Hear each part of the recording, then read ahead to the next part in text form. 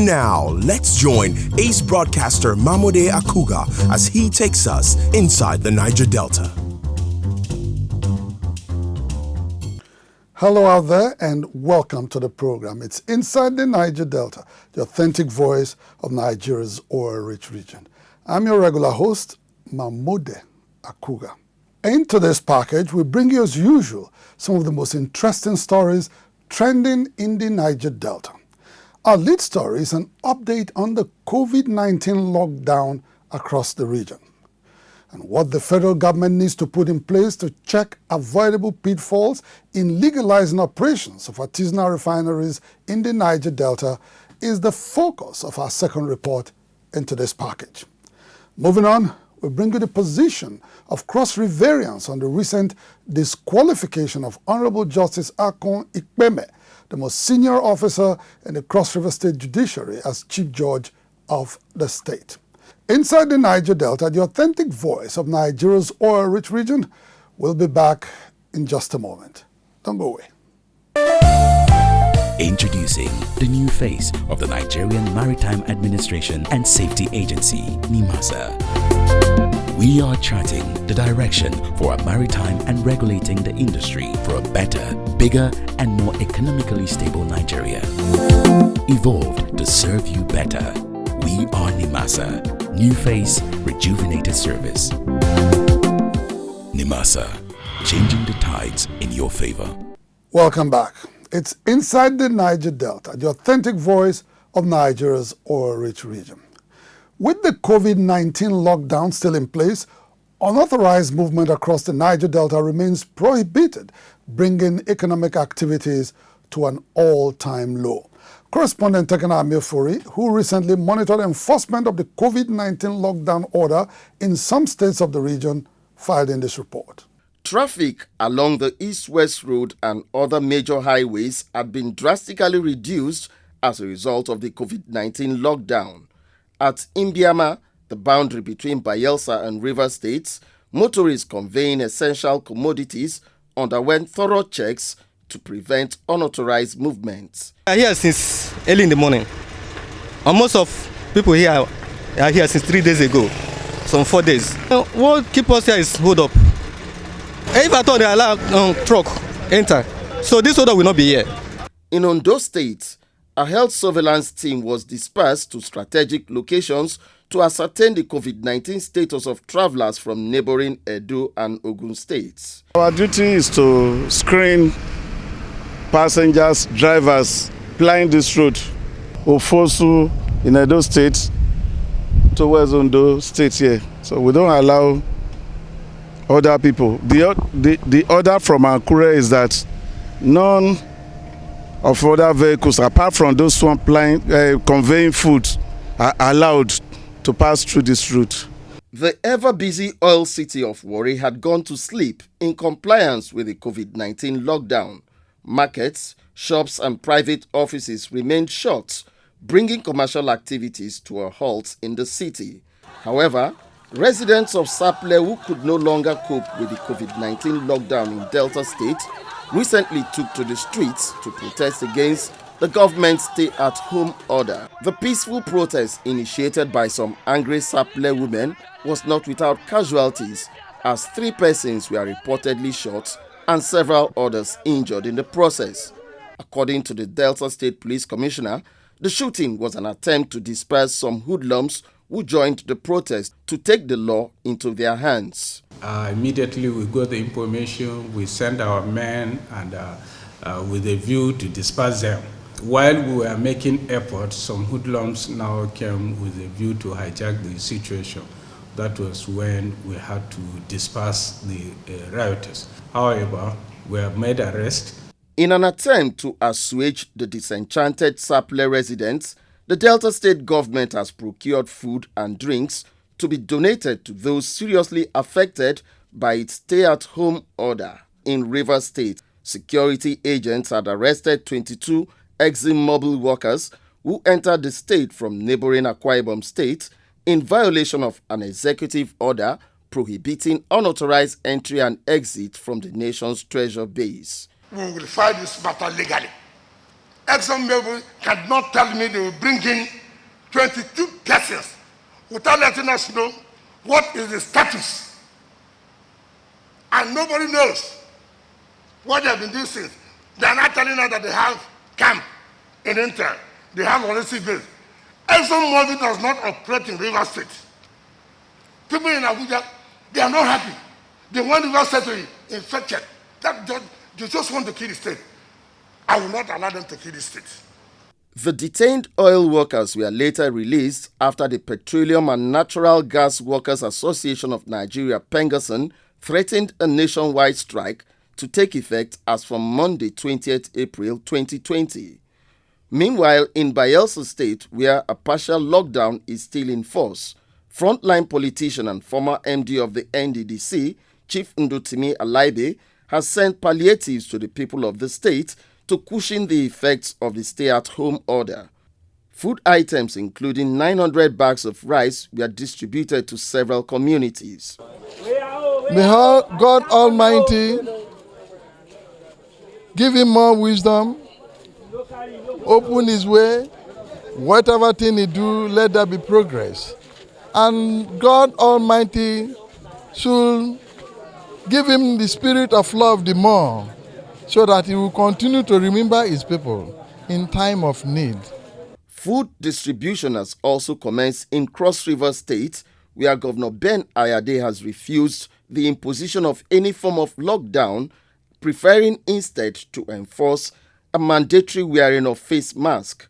According to Governor Ayade, the state-sponsored food palliatives will be distributed equitably through traditional rulers in the state. We don't call politicians make a distributor because in our traditional rulers, we know say what they do and they know they do whether PDP or APC. We don't know party, we be government. We get open heart. Your brother na your brother. Your sister na your sister. Inside the Niger Delta. I'm 10 years Jack Rich, Sarkin Run outside, and I approve this message. Everybody wash your hands well with soap and water well. Make we use sanitizer well and stay for our house well. Engineer Jack Rich say make we support the government to fight coronavirus to stay alive. My people, coronavirus no be scam o. Anybody fit get am. Make we stay safe, avoid crowd, wash our hand for at least 20 seconds for water where they run. Make we no near each other too much. If your body or any person body around you they overhot, they cough anyhow or no they breathe normal, make una rush to the nearest health center for checkup. Make we no fear, because fear fit make our body weak to fight against this virus. Stay safe. Second one house. Engineer Jack Rich, so make we fight coronavirus to stay alive. This message now from Engineer Jack Rich Jr., Second Ruwan Hausa, President and Founder, Belema Oil. Owing to paucity of funds to sustain its fuel subsidy policy, the federal government recently restated its plan to legalize operations of artisanal refineries to boost refining of petroleum products locally. In this report, correspondent Chika Bodozie takes a look at some foreseeable challenges the government will have to address in optimizing local refining of petroleum products. In the first quarter of 2017, Vice President Yemi Oshibajo commenced a tour of the Niger Delta to seal a peace deal with restive oil-producing communities in the region. While in Port Harcourt, the nation's number 2 citizen had promised that the federal government would give licenses to operators of artisanal refineries to establish modular refineries. Those young men and women who are involved in illegal refining, our approach to that is that we must engage them by establishing modular refineries so that they can participate in legal refining, not illegal refining. And we are committed to making sure that the young men and women of the Niger Delta are properly engaged. The move to legalize operations of artisanal refineries was applauded as a bold step taken to curb massive oil theft and reduce severe environmental damage occasioned by activities of local refiners of crude oil. For one-time president of the Movement for the Survival of the Ogoni People, Ledum Mite, it was a wise decision taken to protect livelihoods for an increasing army of unemployed youths in the Niger Delta. Recent study has shown that that industry, if what it is, employs about 500,000 youths in the Niger Delta today. And the GDP of that economy is about 3 times the national average.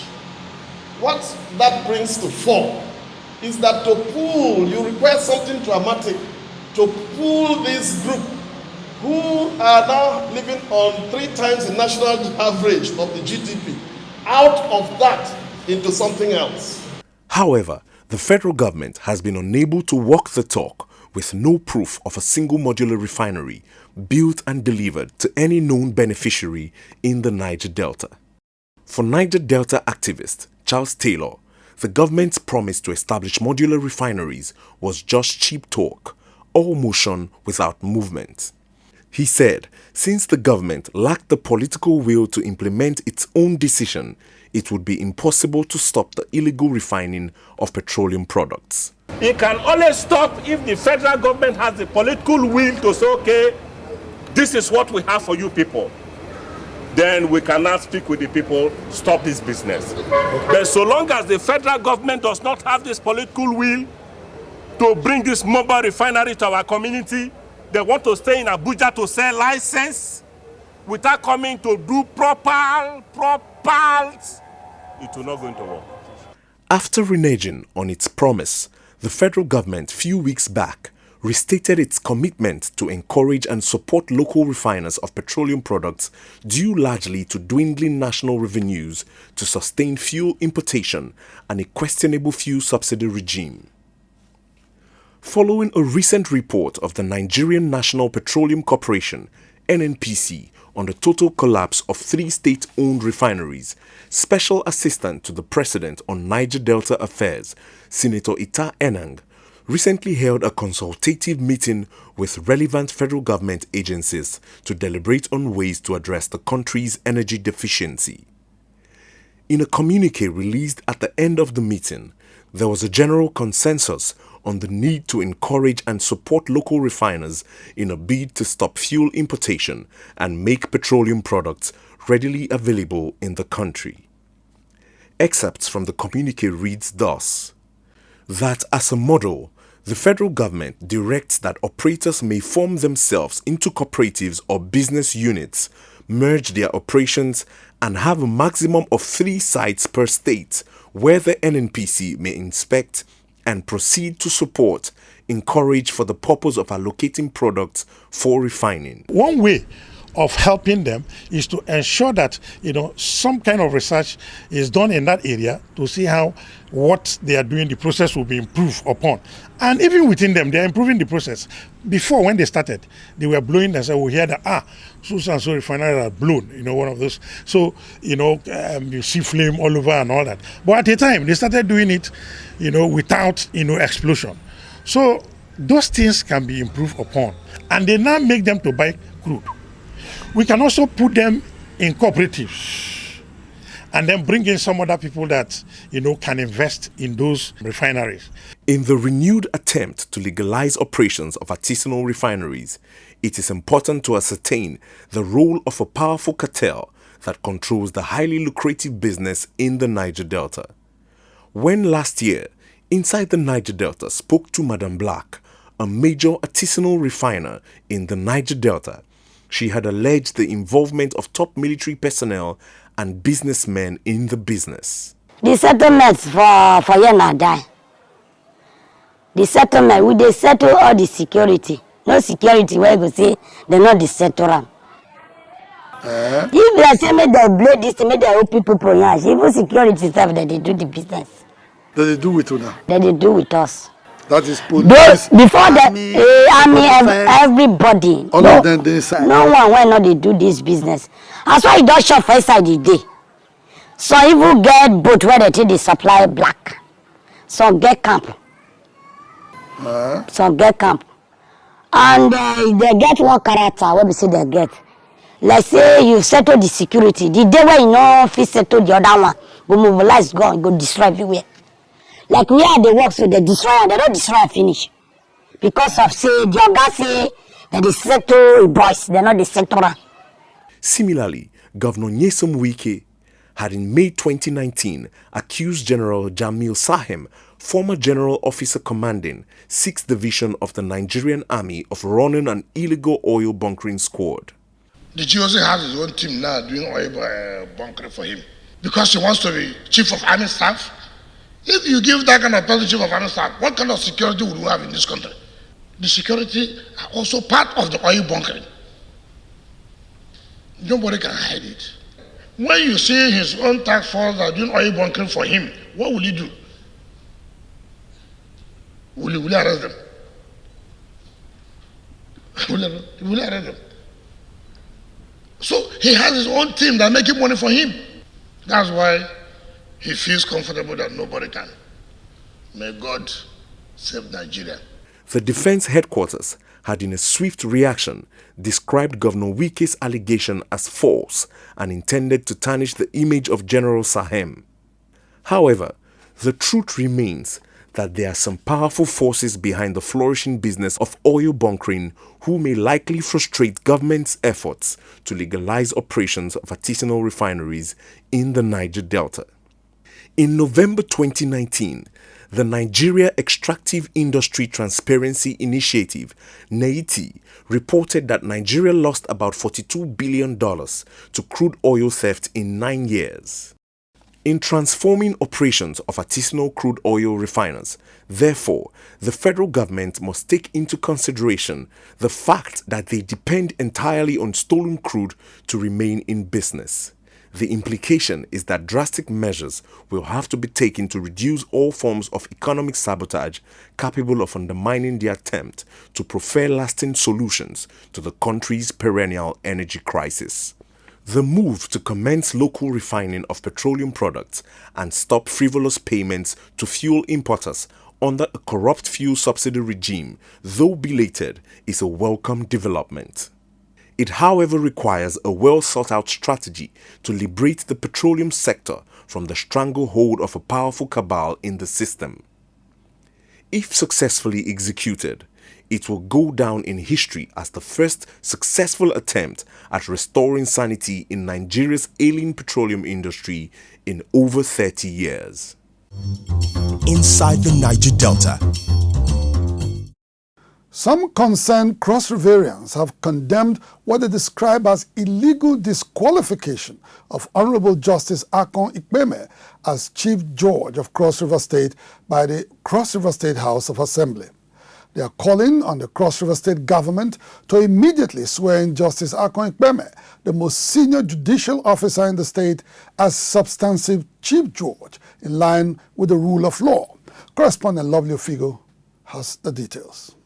Honorable Justice IKPEME'S, the most senior judicial officer in Cross River State, is by law, judicial convention, and rules of practice the rightful occupant of the office of Chief Judge. After openly expressing its reluctance to endorse her appointment since the office became vacant in December 2019, the 25-member Cross River State House of Assembly on March 2 this year turned down her confirmation as substantive Chief Judge of Cross River State. According to the lawmakers, appointing Justice IKPEME'S, who hails from Akwa State, as Chief Judge of Cross River State was a security threat to the state. Barely 24 hours after Justice IKPEME'S rejection by the Cross River State House of Assembly, Governor Ben Ayade on March 3, 2020, swore in Justice Maurice Energy, a junior officer in the hierarchy of the state's judiciary, as substantive Chief Judge. The opportunity given you is rare. It comes from God. You are supposed to dispense justice without fear or favor. You have to have fairness of mind. The law is blind. It shouldn't be sensitive to religion, ethnicity, color, race, creed, or any other affiliations. We ask that the leadership of the judiciary under your watch should be very exemplary and should be such that every other state would like to emulate. It has come to me as a beautiful surprise. I assure you that I will not only uphold the Constitution, I will walk with the fear of God at all times. The logic behind Justice IKPEME'S rejection has been widely described as ridiculous and discriminatory. Observers believe that in rejecting her, the lawmakers were only doing the bidding of the state governor, Professor Ben Ayade, who they say has never hidden his agenda of imposing someone from the Northern Senatorial District where he comes from as Chief Judge of the state. A mother of four, Justice IKPEME was born in Calabar, capital of Cross River State, to an Ibibio father who hailed from Akwa Ibom State and an Efik mother. She is married to an Efik man who is a Cross Riverian and has lived and worked all her life in Cross River State.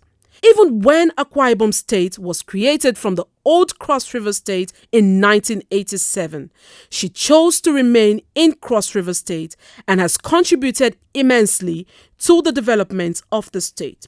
The Constitution allows for a woman to claim both her place of origin and also where she's married to. This woman is married to a Cross Riverian and has 4 children for her Cross Riverian Efik husband. And that qualifies her as a full-fleshed and full-born Cross Riverian. And we are yet to get the full explanations as to what they understand or what they mean by security threats. How is a woman who has lived all her life in the States, how has she become a security threat to the state? She has served the state as, the Director for Public Prosecution. She has served in different capacities. She's the most senior judge in the state, just at the point where she's supposed to take this office. We understand that she's a victim of the political twist that is going on in the state. While Justice IKPEME is viewed in some quarters as a victim of political interplay in Cross River State, her predicament is described as outright discrimination by notable gender rights activists. We are not happy. The women of Cross River are crying.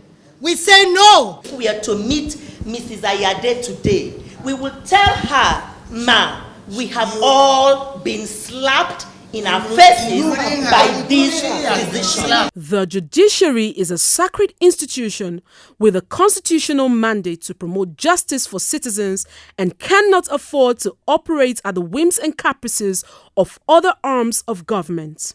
The attempt by the legislative and executive branches of government to handpick a chief judge in Cross River State in violation of the Constitution, judicial tradition, and rules of practice is a threat to democracy and good governance anywhere in the world. 8 years ago, Justice Ifeoma Jumbo was nominated to the Court of Appeal by Abia State Governor at that time, Governor Theodore Orji.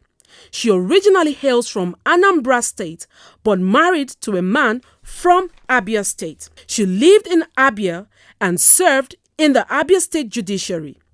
Her appointment was put on hold following a petition from some persons in Abia State challenging her appointment to a position reserved for a candidate from Abia State. They insisted she is not from Abia State.